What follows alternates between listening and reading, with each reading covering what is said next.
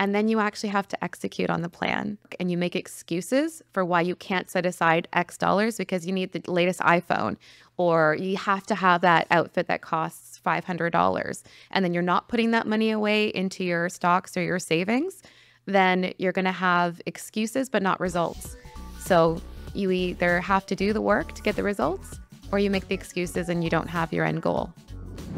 I'm Cynthia Ostos, team leader and broker at eXp Realty here in the Greater Toronto Area. Welcome to Beyond the Sale, a real estate podcast where we discuss everything beyond the sale. Welcome back to the Beyond the Sale podcast, another season. I am super excited to be back in the studio filming today with my good friend, Evelyn Lacerda. Super happy to be here. Yes, thank you, Evelyn. Evelyn is a true success story. She's a very successful realtor and investor that achieved financial freedom by 49 and somewhat retired by 50. Is that right?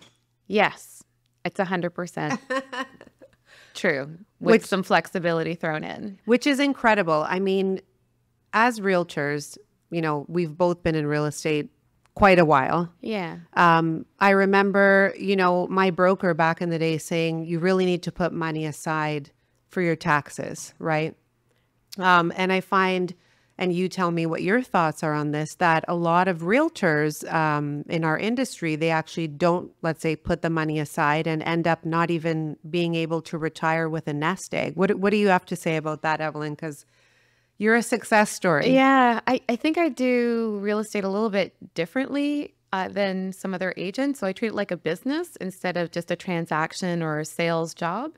And so for me, it was really important not just to put money aside for taxes, but also to be super profitable.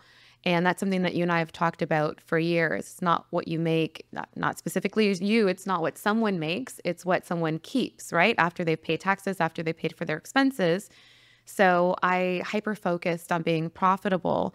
And it's funny because I was teaching a Super Succeed course where I was helping realtors understand how to build wealth. And one of the stats that came out is that realtors, I think something like between 80 and 90%, some crazy number, live paycheck to paycheck. And that came from a manager who knows the back end of things. And he sees that even his top agents making, over $1 million a year also live paycheck to paycheck, which is crazy because we make so much money in real estate. You would think that people would set aside the extra money to do wealth planning and pay taxes. And yeah, I think it's wild, Evelyn. And you and I have known each other quite a long time. We actually met back it was a conference that we attended. We were headed to Vegas. Yes. And we became fast friends on the plane. And I always say, you're like my big sister.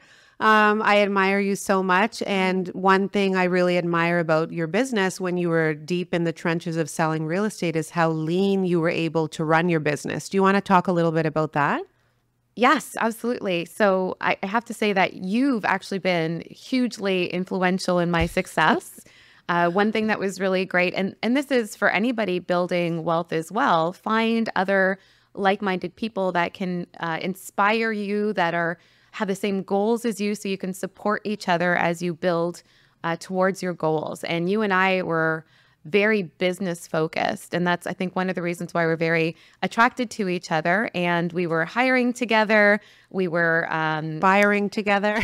we were doing all these different things to build our businesses, creating these structures and systems. I learned so much about systems from you, which was critical in next leveling my business, like using Trello and those things. So where I had strength was just being really tight with costs. So taking $1 and stretching it 20 different ways.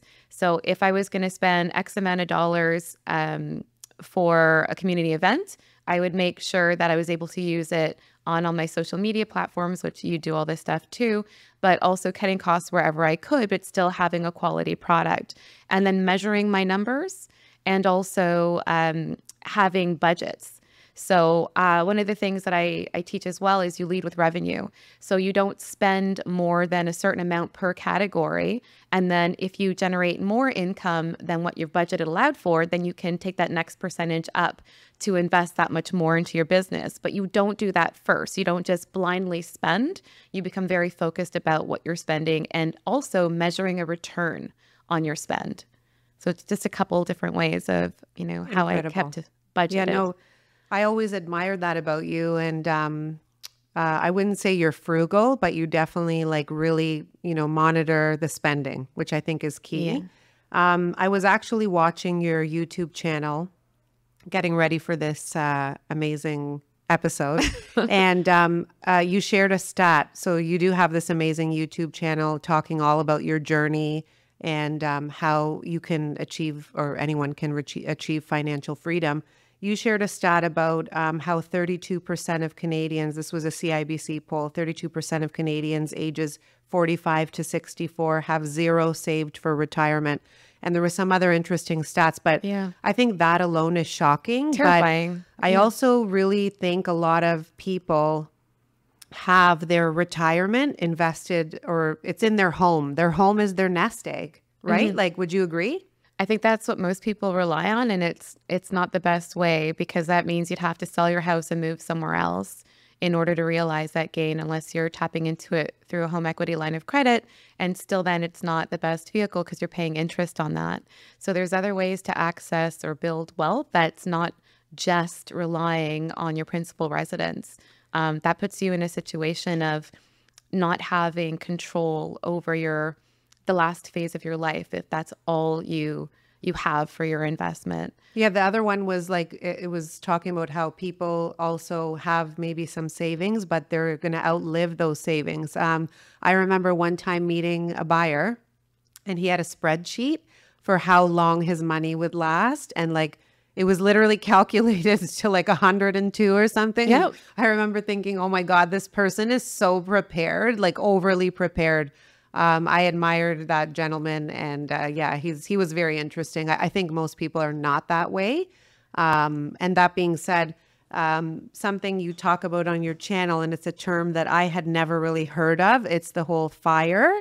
It stands for something which I'd love for you to share with us. Yeah, financial independence, retire early. So it's FIRE. I think some people get turned off about the idea of retiring early because maybe they love their jobs, or they just can't see themselves doing nothing. So that's kind of a misnomer. It's really about financial independence, which gives you the option to choose. Do I want to work? Do I want to work at this job, or do I want to do something that I enjoy more, maybe get paid less? It's all about taking power and control over your life. And along the same lines as the client that you had, there's a saying called, if you fail to plan, you plan to fail. Yeah. So a lot of my success is based on planning for success, having goals, setting goals. You and I always have a goal of how much we'd like to make in a year. And one of the ways I was able to build my wealth in terms of a real estate income is I had a whiteboard in front of me, and I'd have the goal, let's say it was $500,000 would be at the top of my board. And I knew that I had to make, $10,000 every month for, $20,000 every month for 10 months in order to hit that goal. My math is bad, but I'm just good at making money. Anyway, I don't know what the math is on that, but I knew it when it was on my board. And so I knew I had to do a certain number of sales every month in order to hit that goal, with 2 months off, being August and December, as kind of like a leeway. And that type of planning kind of set up my retirement success, where you do have to figure out your numbers in advance. So what your buyer did is they probably either hired a financial planner, or they themselves did the work of a financial planner. And Chris and I, my husband and I, also did the same thing last year, started the year before, where we're like, okay, this is our net worth. This is how much we want to have when we retire. This is how much income we need in order to maintain the lifestyle that we want. So let's hire somebody to tell us how far are we away from our goals. And then when it comes to like taking down the money out of our accounts, drawing down on it, what is the most tax efficient way? Because you can save yourselves literally hundreds of thousands of dollars by planning and drawing down certain things at certain times, delaying your CPP and your OAS, different things you can do in order to maximize the amount of money that you have to take into retirement.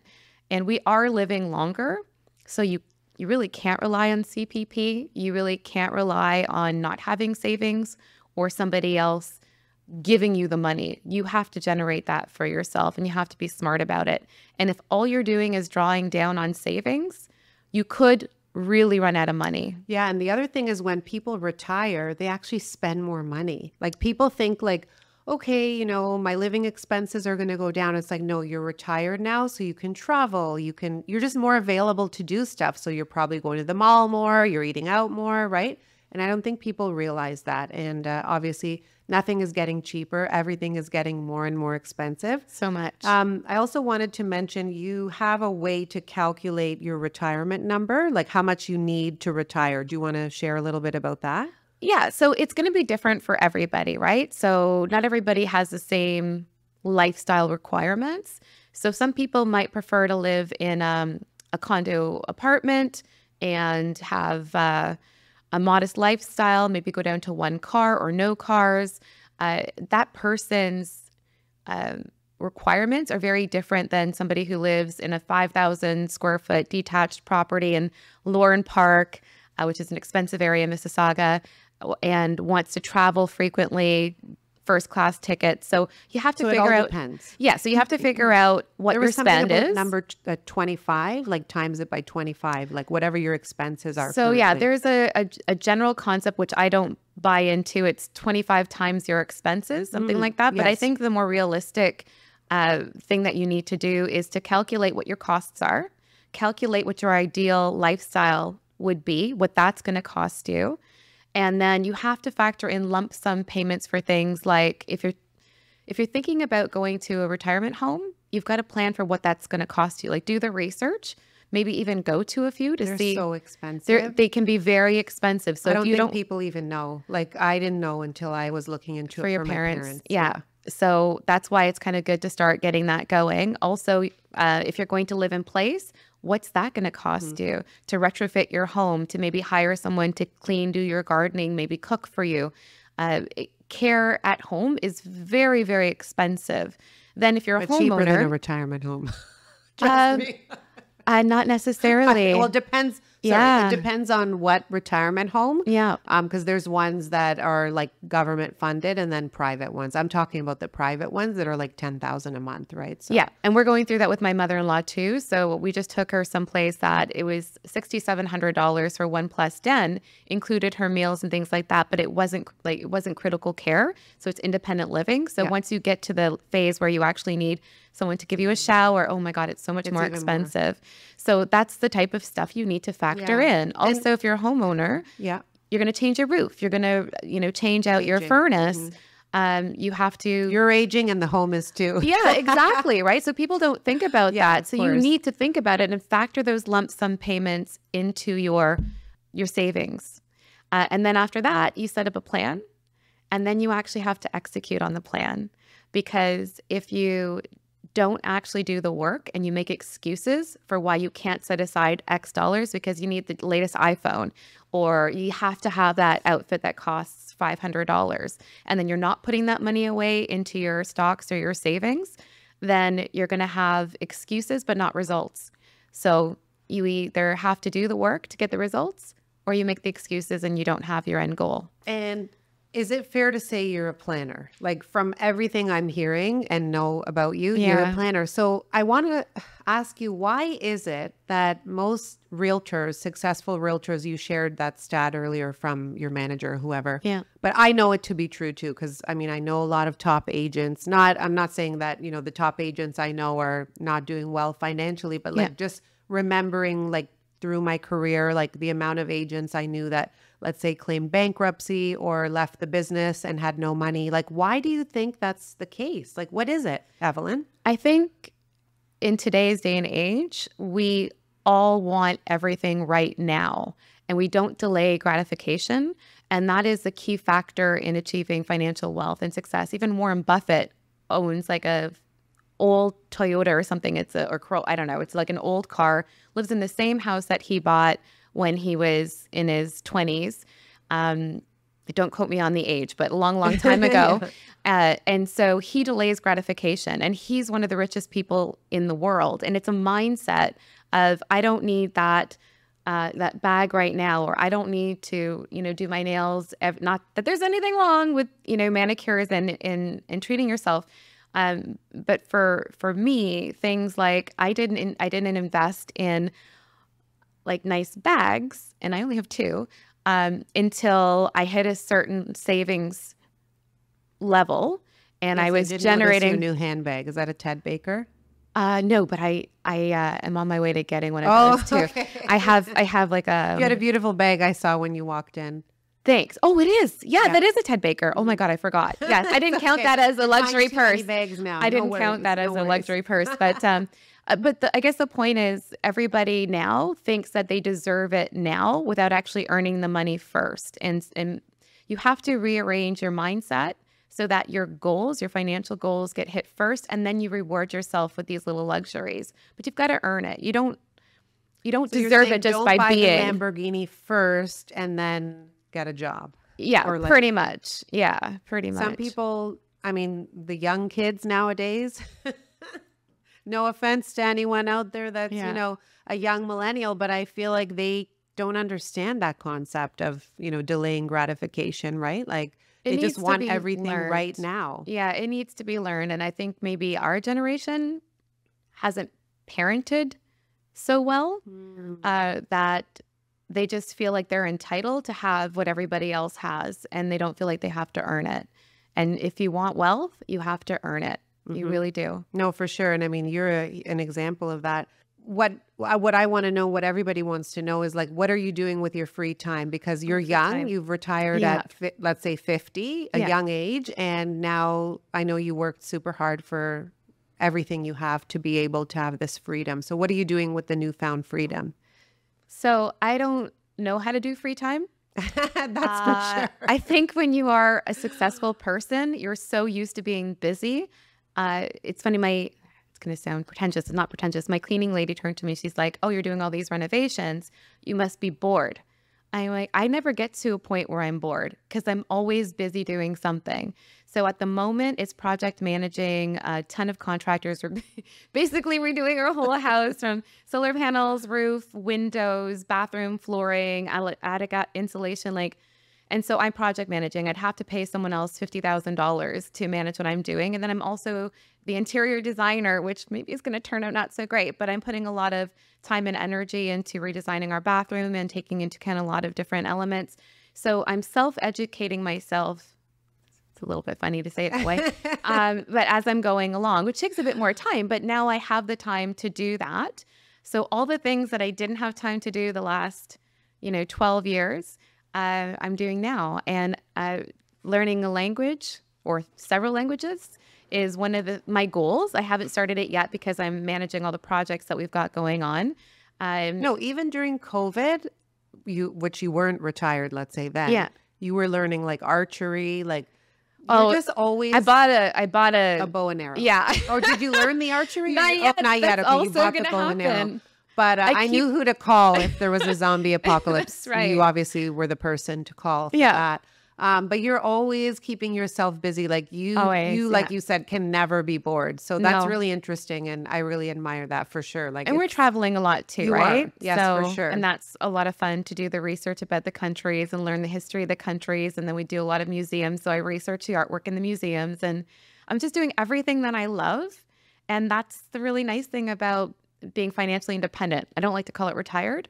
I like to say financially independent. I'm still earning income through my stocks, and I'm actively investing in trading to better my portfolio, increase my return. I'm constantly educating myself on different things I can do to invest other money. I'm a landlord, as you know, like you are as well. So managing our investment property and our tenants, and then I will sell our last investment property next year.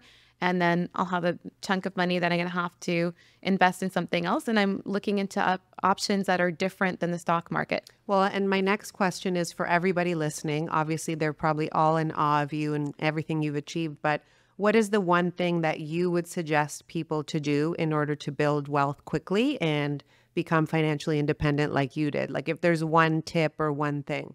Okay. Yeah. I'd say it's 4 steps. So know your costs, set a goal, do everything that you can to achieve that goal, and stop making excuses if you want results. That's deep. Those are the 4 steps to success. And you set the terms of what success means to you, because it's different for everybody.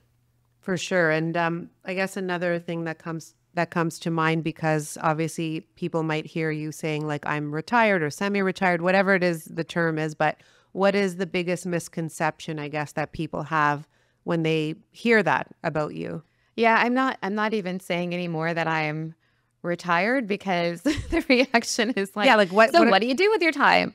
I'm like, what am I not doing with my time? Like even to the point where I just mentioned to you before we started. You can be on this podcast. Well, I don't think that's I right. could have got you to come out. I mean, it would have been harder busy before. Yeah. But even to the point where now we hired a chef, which we should have done years ago. And I'm going to pass her info on to you because she's amazing. But being able to incorporate superfoods and doing the research on the superfoods and do real meal planning that we literally never had time. So we were ordering in, we were eating out.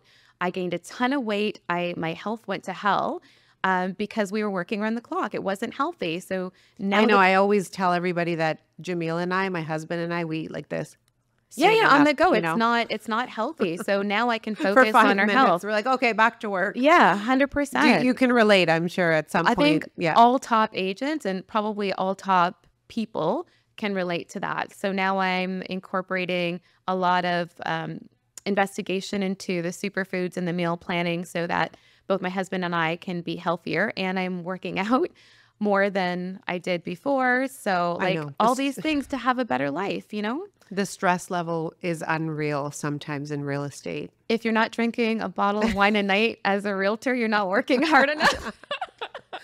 And, in terms of, I guess, the reaction that people give you is it jealousy? Do you feel like people they don't, like, it's not something you hear often that someone's retired at your age? There might be some of that there. Thank God I have an incredible network of people that are around me that are also top producers and successful, and everybody wants the best for each other in our circle.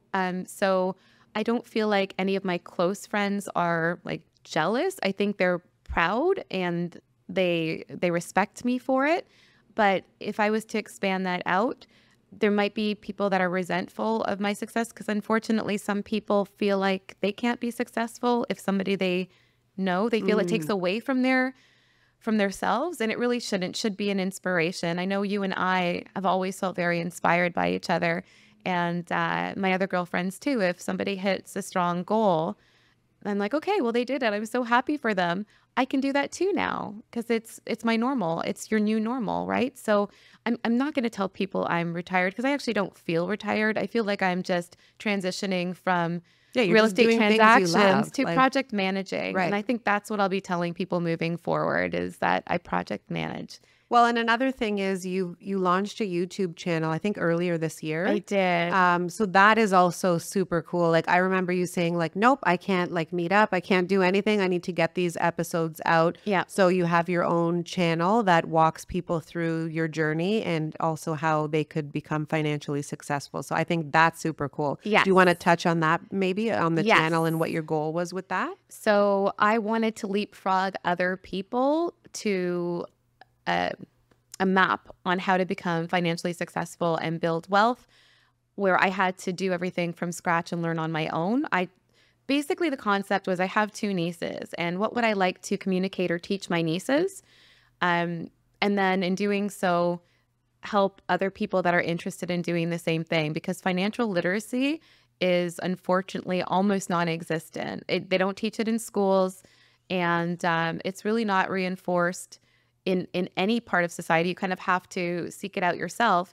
And most people are too overwhelmed with their lives to even put the energy into that. So I'm hoping to create a system like we've always done with our businesses, where I can kind of teach people and how to do it for themselves faster, more efficiently, and without the stress of having to learn everything from scratch. That being said, I think I started that in February and then realized that I was going from a more than full-time job into another more than full-time job. And then I had all these other goals personally that I wanted to get done.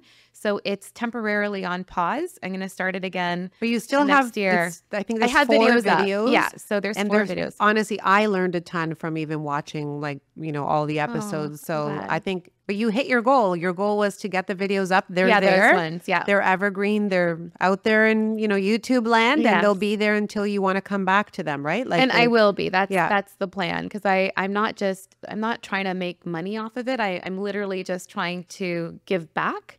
And I think it's really important when someone has the ability to do well for themselves, that they share it with others. Yeah, they put it back. They pay it forward, and help others. And that would be my way of doing that. So incredible. 100%, well, I know there's a lot of realtors out there that would want to reach out to you, Evelyn. Where can people find you if they want to connect and get some tips, or, pick your brain on how you did all of this amazing stuff? So definitely my YouTube channel, which I think we'll put a little snippet in the description, because I don't remember. Yeah, it's no Evelyn worries. Lacerda. It's my name. Yeah. But there's more than one Evelyn Lacerda YouTube Is channel. there? Oh my goodness. Yeah, it's a popular name in Brazil. Nowhere else, but in Brazil, it's a very popular name. And then through my email address. So if you Google my name, you'll find me. I'm everywhere online. Amazing. Well, thank you again for coming on the show today. Honestly, I think everybody got a ton of value from everything that you went through. My pleasure.